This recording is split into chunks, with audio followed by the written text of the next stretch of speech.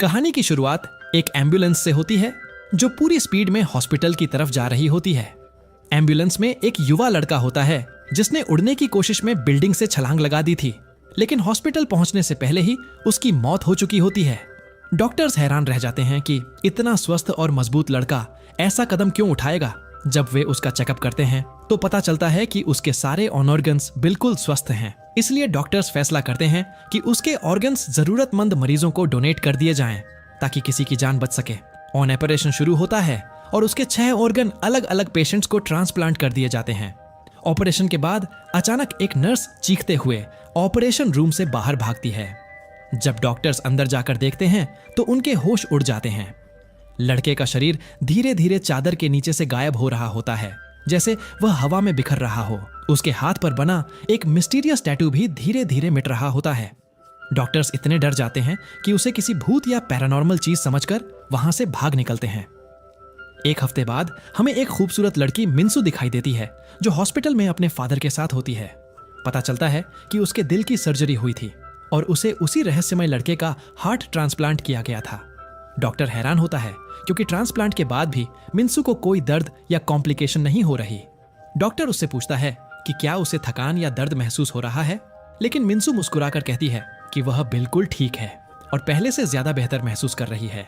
सभी reports normal आने के बाद डॉक्टर उसे डिस्चार्ज कर देता है। मिन्सू के पापा को अजीब लग रहा था कि ऑपरेशन के बाद उसकी भूख पहले से काफी ज्यादा बढ़ गई है।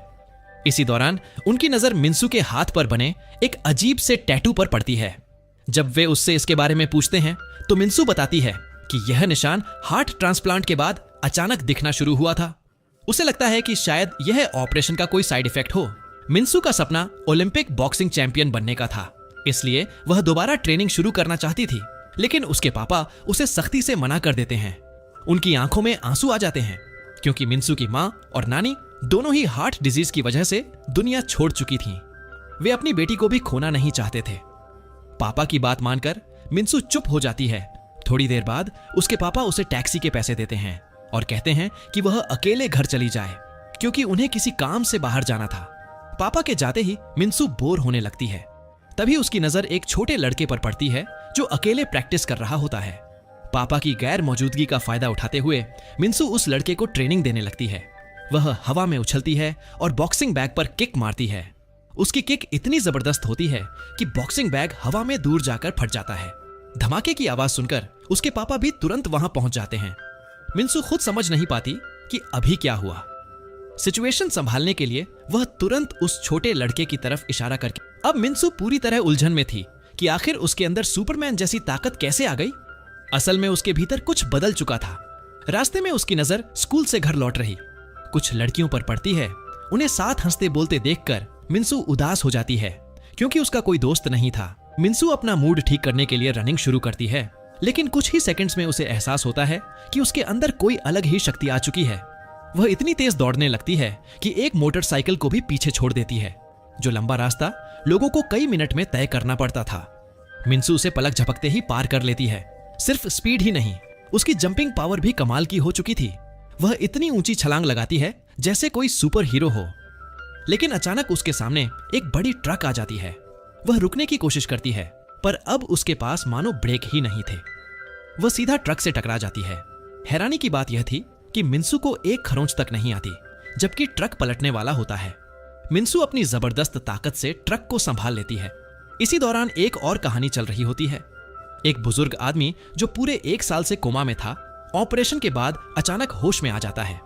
उसकी बेटी हैरान रह जाती है क्योंकि डॉक्टर्स ने उम्मीद छोड़ दी थी और उसे लगने लगा था कि अब वह अपने पिता की सारी प्रॉपर्टी की वारिस बन जाएगी। लेकिन सबसे बड़ा झटका तब लगता है जब बुजुर्ग बताते हैं कि कोमा में रहने के बावजूद वह उसकी हर बात सुन सकते थे।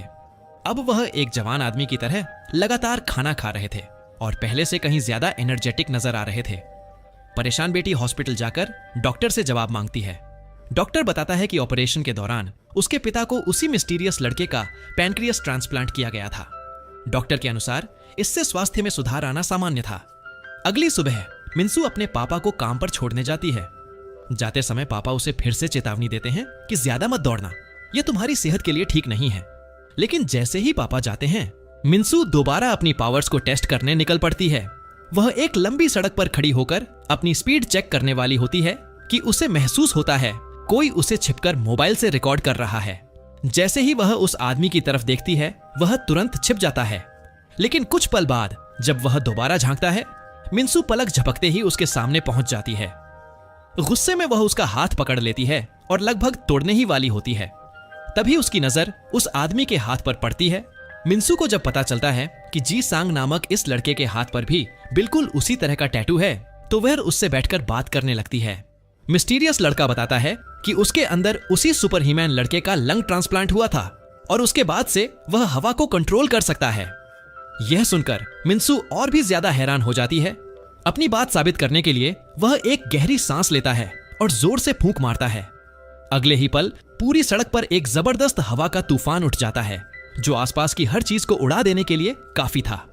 मिन्सू यह देखकर हैरान रह जाती है और उसकी बात पर यकीन कर लेती है। इसी बीच हमें हैंग नाम का एक हैंडसम और कॉन्फिडेंट लड़का दिखाई देता है। पता चलता है कि उसके अंदर उस सुपर ह्यूमन लड़के की आंख ट्रांसप्लांट हुई थी। इसी वजह से उसके पास एक खास पावर आ गई थी। वह एनर्जी को कंट्रोल कर सकता था, इलेक्ट्रॉनिक डिवाइसेस हैक कर सकता था और जिस इंफॉर्मेशन की जरूरत हो उसे पल भर में हासिल कर सकता था। एक तरह से वह दुनिया का सबसे पावरफुल हैकर बन चुका था। लेकिन वह अपनी पावर्स का इस्तेमाल लोगों की मदद के लिए नहीं, बल्कि पैसा कमाने के लिए कर रहा था। वह बेटिंग सेंटर्स में जाकर हर गेम जीत जाता, ढेर सारे पैसे कमाता और फिर अपनी पसंद की महंगी चीजें खरीदता रहता। दूसरी तरफ मिन्सू और जी सांग बाकी सुपर ह्यूमंस को ढूंढने के लिए ओनरगान ट्रांसप्लांट ओलंपिक गेम्स में हिस्सा लेने का फैसला करते हैं। उन्हें लगता है कि शायद बाकी लोग भी वहीं मिल जाएं। कंपटीशन शुरू होता है और मिन्सू अपनी सुपर स्पीड की मदद से आसानी से रेस जीतकर फर्स्ट पोजीशन हासिल कर लेती है। उसकी रफ्तार देखकर पूरा स्टेडियम हैरान रह जाता है और लोग उसके लिए जोर जोर से चीयर करने लगते हैं। रेस के बाद मिन्सू और जी संग बैठकर दूसरे कॉन्टेस्टेंट्स को ऑब्जर्व करने लगते हैं। तभी एक बहुत ही प्यारी दयालु औरत उनके पास आती है और सबको फ्री जूस बांटने लगती है। वह बताती है कि उसका भी किडनी ट्रांसप्लांट हुआ था। मिस्टीरियस लड़के को शक होता है कि कहीं यह भी उनकी तरह सुपर ह्यूमन तो नहीं। वह चुपके से उसके हाथ पर टैटू ढूंढने की कोशिश करता है, लेकिन उसे कोई निशान दिखाई नहीं देता कि अचानक वह दयालु औरत नीचे झुककर कुछ उठाने लगी। तभी मिन्सू और जी सियोंग की नजर उसकी पीठ पर बने हुए उसी अजीब टैटू पर पड़ती है। दोनों हैरान रह जाते हैं क्योंकि अब उन्हें यकीन हो जाता है कि यह औरत भी उनकी तरह एक सुपर ह्यूमन है। दोनों उसके पास बैठकर पूरी बात समझाने की कोशिश करते हैं, लेकिन बेचारी औरत को इस बारे में कुछ भी पता नहीं होता। जी सियोंग अपनी बात साबित करने के लिए फिर अपनी पावर दिखाता है। वह गहरी सांस लेकर जोर से फूंक मारता है और देखते ही देखते आसपास की कुर्सियां, टेबल और धूल मिट्टी हवा में उड़ने लगती हैं। यह नजारा देखकर वह औरत पूरी तरह हैरान रह जाती है। मिन्सू उससे पूछती है कि ऑपरेशन के बाद उसने अपने अंदर कोई अजीब बदलाव महसूस किया था या नहीं। औरत कुछ देर सोचती है और फिर कहती है कि ऑपरेशन के बाद उसकी स्किन पहले से ज्यादा खूबसूरत और चमकदार हो गई है। लोग भी उसकी तारीफ करने लगे हैं। यह सुनकर मिन्सू थोड़ी डिसअपॉइंटेड हो जाती है। इसी बीच अचानक हुआंग उनके पास आता है। सिर्फ एक उंगली स्नैप करते ही वह हॉल की लाइट्स बंद कर देता है और म्यूजिक चालू हो जाता है। फिर अपनी हैकिंग पावर्स का इस्तेमाल करके सबके मोबाइल फोन्स एक्सेस कर लेता है और उनके बारे में ऐसी पर्सनल बातें बताने लगता है जो किसी और को पता ही नहीं हो सकती थीं। वह मिन्सू को छेड़ते हुए कहता है कि वह अपनी favourite movie explanation channel Rex Explainer का एक भी वीडियो मिस नहीं करती। फिर वह दयालु औरत के बारे में भी कुछ सीक्रेट डिटेल्स बता देता है। दोनों उसकी पावर्स देखकर हैरान रह जाते हैं। जब वह जी सियोंग के बारे में कोई एम्बैरसिंग सीक्रेट बताने वाला होता है तो वह तुरंत उसे रोक देता है और कहता है, बस करो यार, सबके सामने मेरी इज्जत मत उतारो।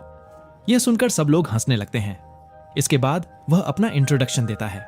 उसकी कॉन्फिडेंस और पावर्स देखकर दयालु औरत इतनी प्रभावित हो जाती है कि उसे टीम का लीडर बनाने की बात करने लगती है। दूसरी तरफ हम ओल्ड मैन योंग चून को देखते हैं, जो खुद को दुनिया बदलने वाला महान हीरो समझने लगा था। वह जमीन के नीचे अपना सीक्रेट बेस बनाकर एक थ्रोन पर बैठा रहता है।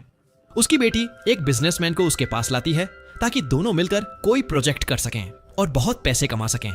लेकिन बिजनेसमैन योंगचुन का मजाक उड़ाता है और उसे पागल समझकर उसके थ्रोन पर बैठ जाता है।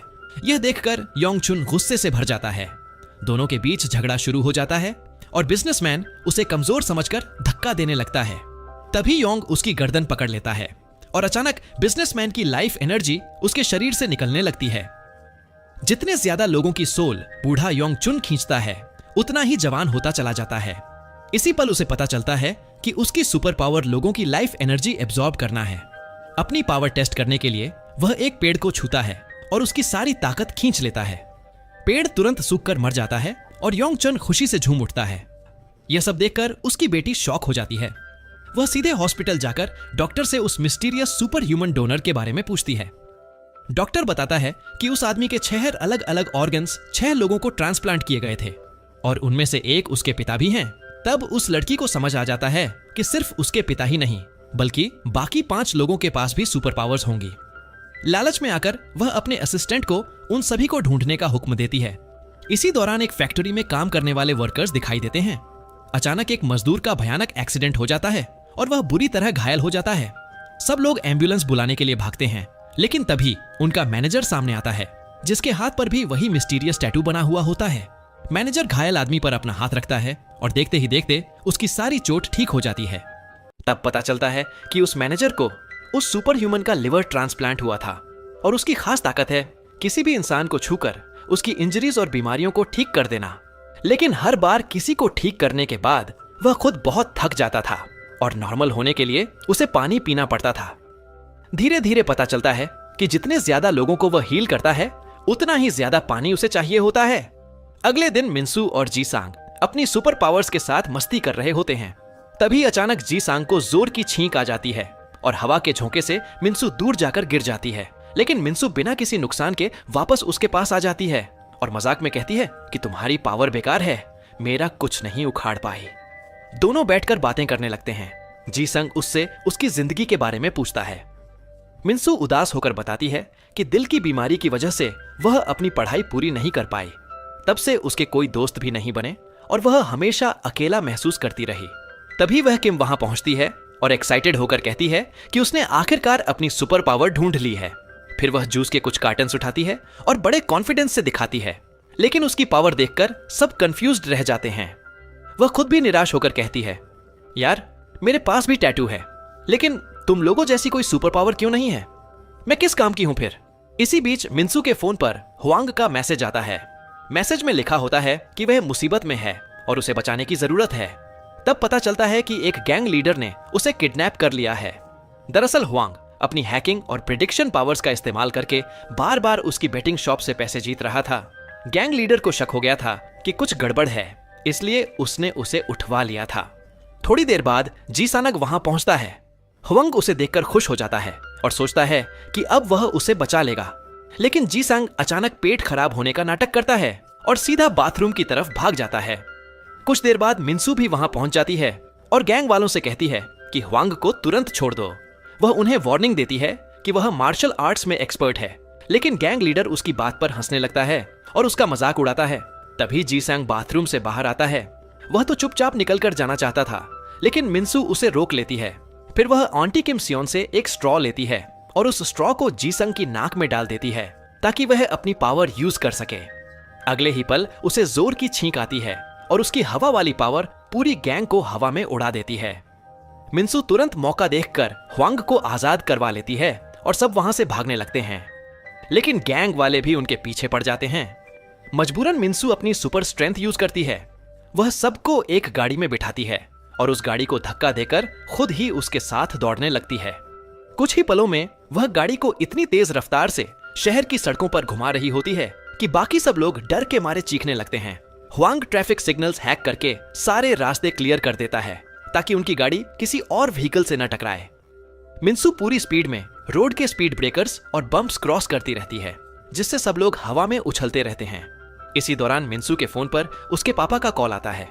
कॉल देखकर वह घबरा जाती है और फोन काट देती है, लेकिन इसी डिस्ट्रैक्शन की वजह से गाड़ी उसके कंट्रोल से बाहर निकल जाती है और एक दूसरी गली में घुस जाती है। लेकिन गैंग वाले उन्हें देख लेते हैं और फिर से उनका पीछा करने लगते हैं। जी संग जूस की बॉटल्स उठाकर उन्हें बॉम्ब्स की तरह यूज करता है और उठाकर गैंग वालों पर हमला करता है। गुंडों की गाड़ी डिस्ट्रॉय हो जाती है, वे डिस्ट्रैक्ट हो जाते हैं और टीम दूसरे रास्ते से निकलकर बच जाती है। लेकिन आगे जाकर उनके होश उड़ जाते हैं, क्योंकि जिस रास्ते पर वे भाग रहे होते हैं उसका आगे का हिस्सा पूरी तरह बंद होता है। मिन्सू ब्रेक नहीं लगा पाती और सीधा गाड़ी लेकर एक रेस्टोरेंट के अंदर घुस जाती है। खुशकिस्मती से सब लोग बच जाते हैं और फिर आराम से बैठकर कहते हैं, चलो अब खाना ऑर्डर करते हैं, पहले कुछ खा लेते हैं। जब वे रेस्टोरेंट से बाहर निकलते हैं तो जी संग हुआंग से नाराज हो जाता है। उसका कहना था कि हुआंग अपनी सुपर पावर का गलत इस्तेमाल कर रहा है और लोगों के पैसे चुरा रहा है। लेकिन हुआंग भी उसका राज खोल देता है और कहता है, तुम भी तो दूसरों की नॉवेल्स चुराकर अपने नाम से पब्लिश करते हो। यह सुनकर जी संग भी भड़क जाता है और हुआंग को जोरदार थप्पड़ मार देता है। इस बात से हुआंग और भी गुस्से में आ जाता है। वह अपनी पावर का इस्तेमाल करके इलेक्ट्रिसिटी को कंट्रोल करने लगता है और दोनों के बीच लड़ाई होने ही वाली होती है। लेकिन मिन्सू बीच में आकर उन्हें रोक लेती है और समझाती है कि आखिर में वे सब एक ही टीम का हिस्सा हैं। पर मिस्टीरियस लड़का उसका दिल तोड़ देता है, यह कहकर कि 2 दिन साथ रहने से कोई दोस्त नहीं बन जाता। फिर वह मिन्सू को धक्का दे देता है और हुआंग पर हमला करने की कोशिश करता है। दुर्भाग्य से उसी दिन टीम टूट जाती है। हर कोई अलग अलग रास्ते पर चला जाता है। मिन्सू बहुत उदास हो जाती है और अकेली खड़ी रोती रहती है। बचपन से उसकी एक ही ख्वाहिश थी कि उसके भी कुछ अच्छे दोस्त हों। घर पहुंचने पर उसके पापा उसका इंतजार कर रहे होते हैं और उसे डांटने लगते हैं क्योंकि वे उसके लिए बहुत परेशान थे। यह सुनते ही मिन्सू टूट जाती है और रोते हुए कहती है, मेरे कोई दोस्त नहीं है। फिर वह अपने पापा को दोष देती है कि उन्होंने हमेशा उसे घर में बंद करके रखा, कभी भी उसे उसकी उम्र की दूसरी लड़कियों की तरह नॉर्मल जिंदगी जीने नहीं दी। हाथ में हार्ट बीट मॉनिटर करने के लिए ब्रेसलेट पहने अपने ही घर में उसे किसी पेट जैसी फीलिंग होती थी। यह कहकर वह रोते हुए वहां से चली जाती है। उसके अल्फाज सुनकर उसके फादर को भी एहसास होता है कि शायद वह उसकी हिफाजत को लेकर हद से ज्यादा स्ट्रिक्ट हो गए थे। अगले दिन योंगचुन की बेटी को मिन्सू और उसके दोस्तों की वह वीडियो मिल जाती है जिसमें वे गैंग से बचकर भाग रहे होते हैं। वीडियो देखकर उसे समझ आ जाता है कि ये सभी लोग सुपर पावर्स रखते हैं। वह फैसला करती है कि इन सबको किडनैप करके उन पर एक्सपेरिमेंट्स किए जाएं और किसी तरह उनकी पावर्स चुरा ली जाएं। इसके लिए वह डॉक्टर को भी तैयार रहने का हुक्म देती है। दूसरी तरफ मिन्सू जी सेंग से मिलती है और उसे टीम में वापस आने के लिए कहती है ताकि वे मिलकर किसी इविल सुपर ह्यूमन को ढूंढ सकें और उसे रोक सकें। लेकिन वह मना कर देता है। वह बताता है कि उसने शहर छोड़कर दूर जाने का फैसला कर लिया है और अब अपनी पावर्स का इस्तेमाल नहीं करेगा ताकि कोई उसकी असली पहचान न जान सके। साथ ही वह कल के अपने रूड बिहेवियर के लिए माफी भी मांगता है। यह सब बताने के बाद वह मिन्सू को अलविदा कहकर चला जाता है। बाद में मिन्सू बाकी टीम मेंबर्स के साथ मिलती है और उन्हें बताती है कि जी सेंग अब टीम का हिस्सा नहीं बनेगा। इसी दौरान फैक्ट्री में एक जबरदस्त एक्सप्लोजन हो जाता है। धमाके की वजह से लगभग सारे वर्कर्स जान बचाकर भाग निकलते हैं, लेकिन एक वर्कर अंदर ही फंस जाता है। हीलर अपनी पूरी कोशिश करता है उस वर्कर तक पहुंचने की, लेकिन आग और तबाही की वजह से उसके लिए आगे बढ़ना मुश्किल हो जाता है। जैसे ही मिन्सू और उसकी टीम को इसके बारे में पता चलता है, वे तुरंत लोगों की मदद के लिए निकल पड़ते हैं। मिन्सू अपनी सुपर स्ट्रेंथ का इस्तेमाल करते हुए एक ही पंच में कमरे का दरवाजा तोड़ देती है। वह अंदर घुसकर फंसे हुए लोगों तक पहुंचने की कोशिश करती है। थोड़ी देर बाद उसके सामने एक मजबूत लोहे का दरवाजा आ जाता है और वह उसे भी तोड़ने के लिए तैयार हो जाती है।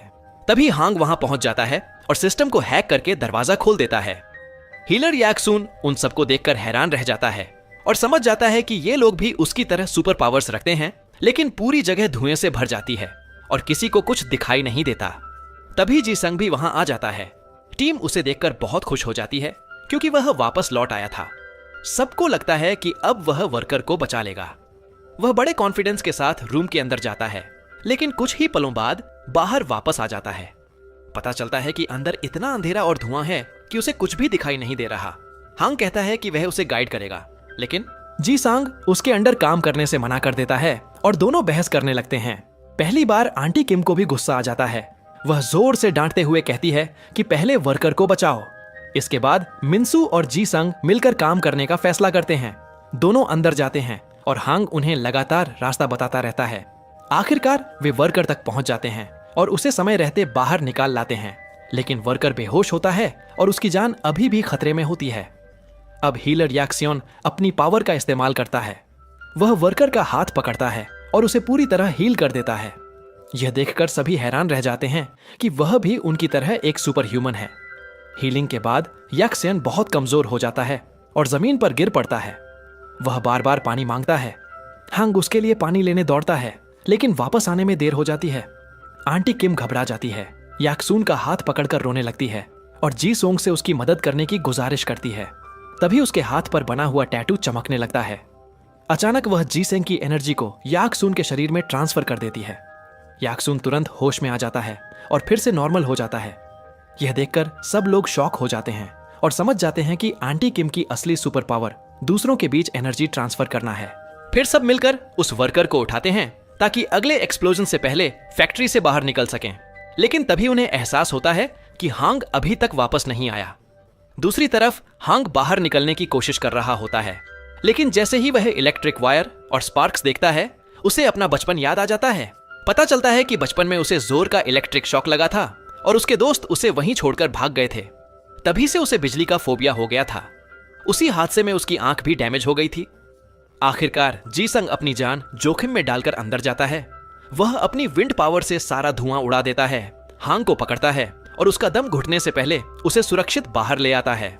बाद में सब लोग एक रेस्टोरेंट में जाकर बैठते हैं। हीलर सेओन उन सबको खाना खिलाता है ताकि उनका शुक्रिया अदा कर सके। वहीं वह अपना इंट्रोडक्शन देता है और बताता है कि उसने भी उनकी तरह ऑर्गन ट्रांसप्लांट करवाया था, जिसके बाद उसे हीलिंग पावर्स मिली। वह कहता है, आज के बाद अगर तुम में से कोई जख्मी हो जाए या हर्ट हो जाए तो हॉस्पिटल जाने की जरूरत नहीं, मैं तुम्हें फ्री में हील कर दूंगा। आंटी किम उसकी बात सुनकर बहुत इंप्रेस होती है और ताली बजाने लगती है। वह खुश होती है क्योंकि आखिरकार उसे भी अपनी सुपर पावर का पता चल गया था। इसके बाद हर कोई अपनी पावर्स दिखाता है, मजाक करता है और मिलकर अच्छा समय बिताता है। धीरे धीरे उनके बीच दोस्ती और भी मजबूत होने लगती है। मिन्सू घर वापस लौटती है। घर पहुंचकर वह देखती है कि उसके फादर गाड़ी ठीक करने की कोशिश कर रहे हैं, लेकिन उनसे टायर नहीं निकल रहा। मिन्सू चुपके से अपनी सुपर स्ट्रेंथ का इस्तेमाल करती है और उनकी मदद कर देती है।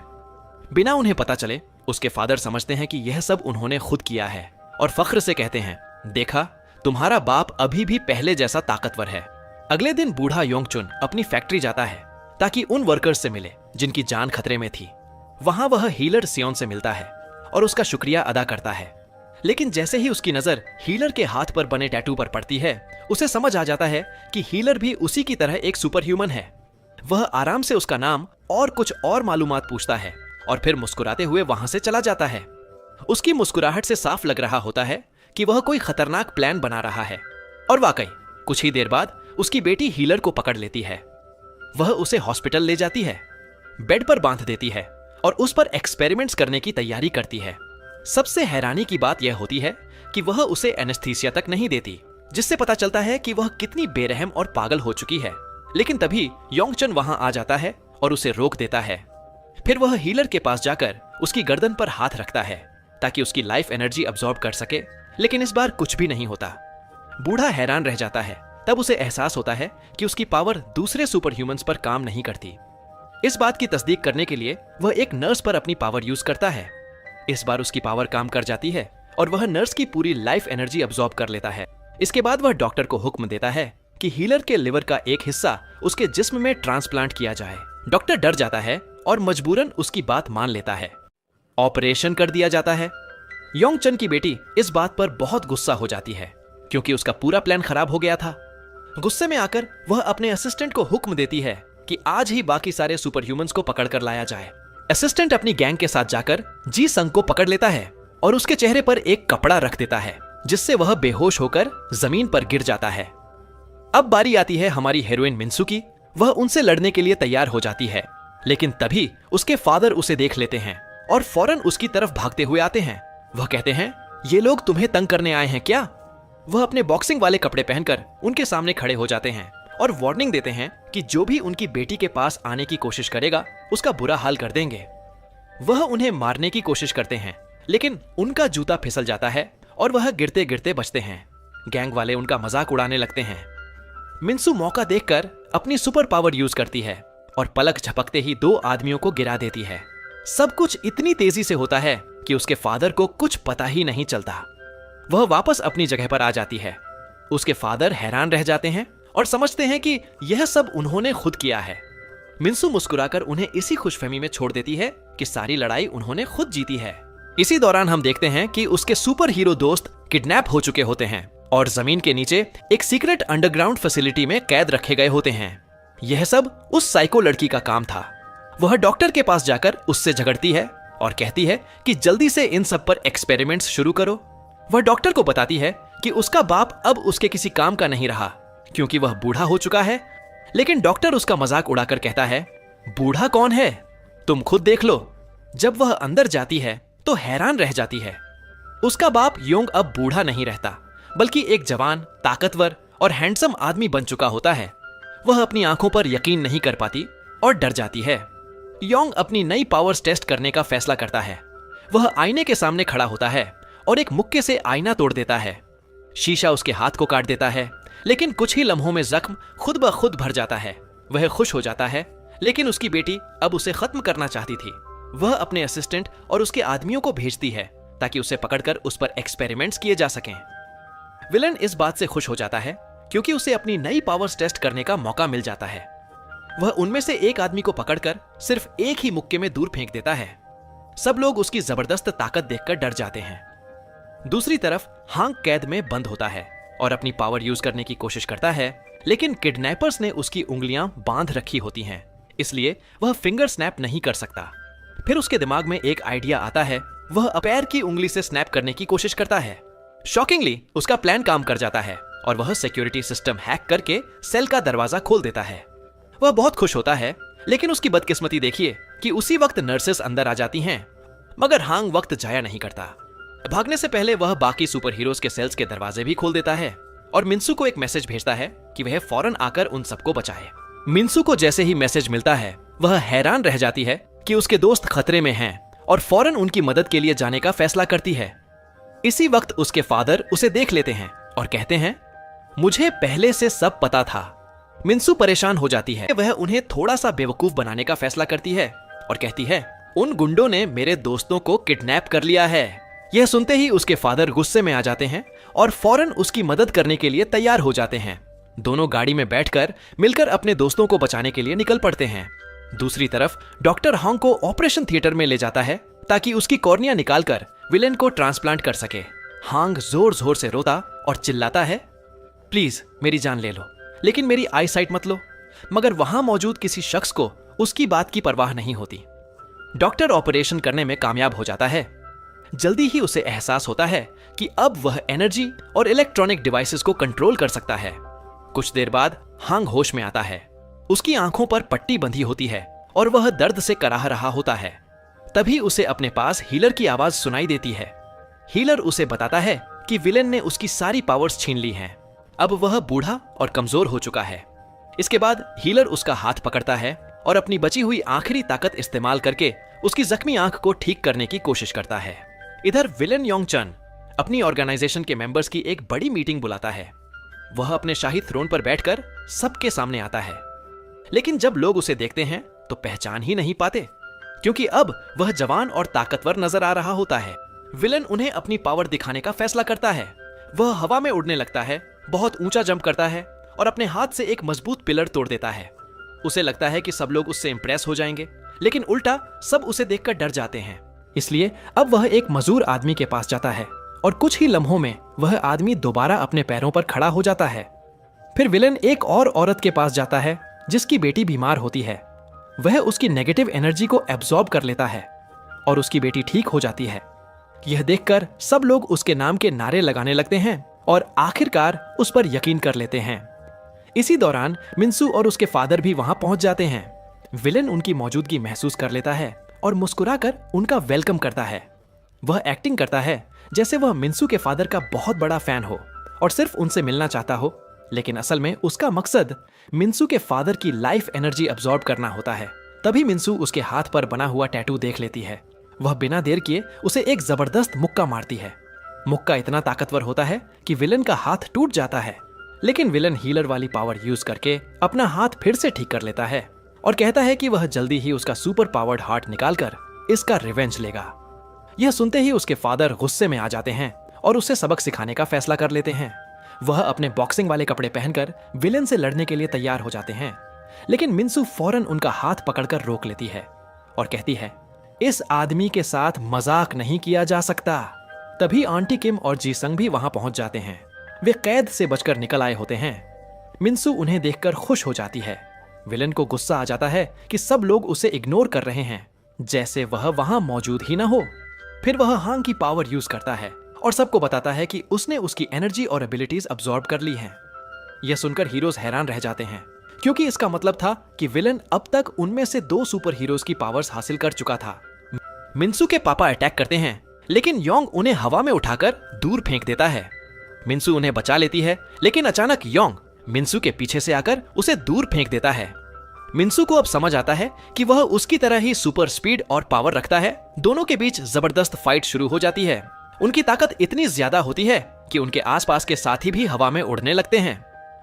मिन्सू अपनी लेग्स से उस पर अटैक करती है, लेकिन विलेन उसका हर वार रोक देता है और उसे दीवार से टकरा देता है, जिससे दीवार टूट जाती है। लेकिन मिन्सू फिर भी हार नहीं मानती। वह उसे दूर धकेल देती है और एक जबरदस्त किक मारकर उसे हवा में फेंक देती है। फिर मिन्सू उस पर तेज तेज अटैक्स करती है, लेकिन अचानक विलन हीलर की पावर यूज करके अपनी पुरानी स्ट्रेंथ वापस ले आता है और मिन्सू को पैर से पकड़कर दूर फेंक देता है। तभी जी संग आगे आता है और आंटी किम का हाथ पकड़कर अपनी पावर यूज करता है। वह विलन को हवा में उड़ा देता है ताकि थोड़ा वक्त मिल सके।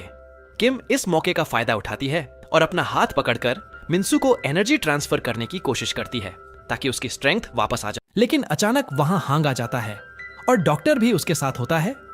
वह अपनी इंजर्ड आंख की पावर यूज करके विलन का ध्यान अपनी तरफ खींच लेता है। मिन्सू मौके का फायदा उठाती है और पीछे से आकर उस पर फुल स्पीड अटैक करती है, जिससे वह अपनी चेयर पर जा गिरता है। अब हीरोज डिसाइड करते हैं कि वे मिलकर फाइट करेंगे। आंटी किम उन सबके हाथ पकड़ती है और अपनी पावर से एनर्जी ट्रांसफर करके हीलर को बूस्ट करती है ताकि वह सबकी हेल्प कर सके। हीलर एसियोन जीसंग को हील करता है और वह भी ठीक हो जाता है। मिन्सू अपनी ट्रेनिंग और पावर के साथ विलेन पर हमला करती है, जबकि किम भी उसे पुश करके विलेन की तरफ भेजती है। वह अपना हेड अटैक यूज करके विलेन को दीवार में दे मारती है। टक्कर इतनी जोरदार होती है कि सीलिंग टूट जाती है और उसका मलबा विलेन के ऊपर गिर पड़ता है। सबको लगता है कि विलेन खत्म हो गया, लेकिन तभी पूरी बिल्डिंग हिलने लगती है। अगले ही पल विलेन पत्थरों के नीचे से बाहर निकल आता है और एक वाटर टैंक पकड़कर उसका सारा पानी पी जाता है। पानी मिलते ही उसकी हीलिंग एबिलिटी फिर से सक्रिय हो जाती है। गुस्से में वह जिसंग को पकड़कर जोर से मारता है। मिन्सू पीछे से हमला करने की कोशिश करती है, लेकिन वह उसे भी पकड़ लेता है। फिर वह उसे एक डेंजरस पंच मारता है, जिससे मिन्सू के मुंह से खून निकलने लगता है और वह जमीन पर गिर जाती है। उसके शरीर पर बना टैटू भी धीरे धीरे गायब होने लगता है, जिसका मतलब था कि वह मौत के बेहद करीब पहुंच चुकी थी। किम उसे बचाने की कोशिश करती है, लेकिन विलेन उसके पास आकर धमकी देता है कि या तो वह अपनी पावर उसे ट्रांसफर कर दे या फिर सबको मरते हुए देखे। मजबूरी में किम उसका हाथ पकड़ लेती है, लेकिन अंदर ही अंदर वह एक अलग प्लान बना रही होती है। वह विलेन की एनर्जी ट्रांसफर करके मिन्सू को हील कर देती है। अगले ही पल मिन्सू की सांसें सामान्य होने लगती हैं, उसकी चोटें भरने लगती हैं और वह फिर से होश में आ जाती है। स्पष्ट था कि अब मिन्सू पहले से कहीं ज्यादा शक्तिशाली दिख रही थी। वह योंग को सबक सिखाते हुए उस पर घातक अटैक करती है और विलेन की धज्जियां उड़ाते हुए उसे हवा में उड़ा देती है। वह अपनी सुपर स्पीड और पावर का इस्तेमाल करके उसे इलेक्ट्रिसिटी की तरफ फेंक देती है ताकि वह वीक हो जाए। विलेन जवाबी वॉर करता है, लेकिन उसके हर अटैक नाकाम हो जाते हैं। अपनी शक्तियों का शानदार प्रदर्शन करते हुए मिन्सू उसे एक और पावरफुल किक मारती है और दोबारा हवा में उड़ा देती है। लेकिन विलेन अब भी हार मानने को तैयार नहीं होता। वह 2 आयरन रॉड्स उठाकर उस पर हमला करने की कोशिश करता है, मगर मिन्सू आसानी से उन्हें उसके हाथों से छीन लेती है। इसके बाद वह अपनी बॉक्सिंग स्किल्स और सुपर पावर को मिलाकर उस पर मुक्कों और लातों की ऐसी बारिश करती है कि उसका फेस बुरी तरह डैमेज हो जाता है और वह बुरी तरह पिट जाता है। सबको लगने लगता है कि अब उसकी बत्ती गुल हो गई है। तभी अचानक जमीन हिलने लगती है। सभी को पता चलता है कि इलेक्ट्रिसिटी सिस्टम अनस्टेबल हो चुका है और किसी भी समय बड़ा एक्सप्लोजन हो सकता है। ऐसे में हांग हिम्मत दिखाता है। वह अपने डर पर काबू पाते हुए किम और हीलर का हाथ पकड़ता है, उनकी एनर्जी अब्सॉर्ब करके अपनी आंख को हील करने की कोशिश करता है। फिर वह अपने फियर को पूरी तरह हरा देता है और इलेक्ट्रिसिटी के बीच जाकर खड़ा हो जाता है। वह पूरी इलेक्ट्रिसिटी की एनर्जी अब्सॉर्ब कर लेता है, जिसकी वजह से पूरी सिटी की इलेक्ट्रिसिटी कट हो जाती है। खतरा टल जाने के बाद वह दोबारा इलेक्ट्रिसिटी चालू कर देता है।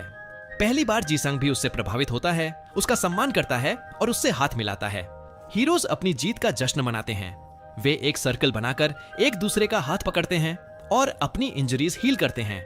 लेकिन तभी अचानक विलेन फिर से होश में आ जाता है। वह उन सबका हाथ पकड़ लेता है और अपनी पावर का इस्तेमाल करके उनकी लाइफ एनर्जी खींचने की कोशिश करता है।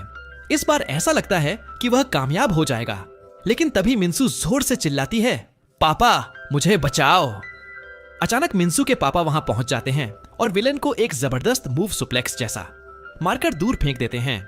किसी को समझ नहीं आता कि उनके पास ऐसी पावर आखिर आई कहां से। होश में आते ही वे अपनी बेटी को गले लगा लेते हैं और उससे माफी मांगते हैं कि वे उसे प्रोटेक्ट नहीं कर पाए।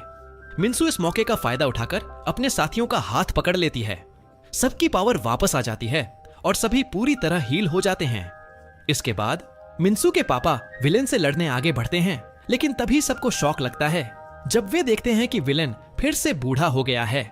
बिल्कुल पहले की तरह मिन्सू समझ जाती है कि उसने उसकी सारी पावर छीन ली है। हीलर सून को उसकी हालत पर तरस आता है और वह उसकी जान बचाने की कोशिश करता है, लेकिन विलेन अब भी अपने के पर रिग्रेट नहीं करता और एक बार फिर उनकी लाइफ एनर्जी चुराने की कोशिश करता है। इसके बाद हांग अपनी पावर का इस्तेमाल करके फिर वह बूढ़े विलेन को उसकी चेयर पर बिठाकर उसके फॉलोअर्स के सामने ले जाता है। सभी लोग यह जानकर शॉक हो जाते हैं कि वह असल में फेक था और इतने समय से सबको मैनिपुलेट कर रहा था। इसके बाद हीरोज वहां से निकलकर आराम करते हैं, अपनी जीत सेलिब्रेट करते हैं और आखिरकार विलेन को हरा देते हैं। सेलिब्रेट करने से पहले आंटी किम उनसे उनके ग्रुप का नाम रखने के लिए कहती हैं। सभी सोचने लगते हैं, तब मिन्सू सुझाव देती है कि उनका नाम हाई फाइव या सुपर फाइव हो सकता है।